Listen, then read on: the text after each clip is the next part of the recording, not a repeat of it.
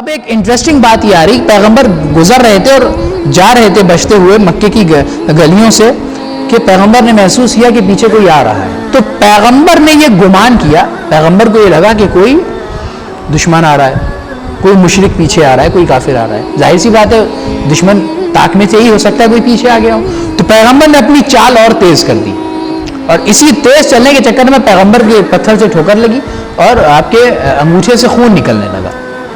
اب جب پیغمبر پیچھے مڑے تو دیکھا مسلمانوں کے پہلے خلیفہ تھے. اب آپ دیکھیے جو میں بات کہنا چاہ رہا تھا، ادھر سو علی رہے ہیں بستر پیغمبر پر اور کافر بھی یہ سمجھ رہا ہے کہ محمد سو رہے ہیں، اور یہاں پیچھے مسلمانوں کے خلیفہ اول آ رہے ہیں اور نبی یہ سمجھ رہا ہے کہ کوئی کافر آ رہا ہے. اور خود ان کی ذات نے سبب یہ بنے کہ پیغمبر کے ٹھوکر لگی اور وہ ان کے خون نکل آئے قدم مبارک سے. تو پیغمبر نے ان کو ساتھ لیا اور غار میں گئے. اس کے بعد وہاں پر پروردگار عالم کی طرف سے انتظام ہوا، چونکہ کافر دشمن پیچھے لگے ہی تھے طاق میں. تو مکڑی نے وہاں پر جالا بن دیا، کبوتری نے آ کے وہاں پر انڈے دے دیے. تو یہ سارے انتظامات قدرت کی طرف سے ہوتے گئے.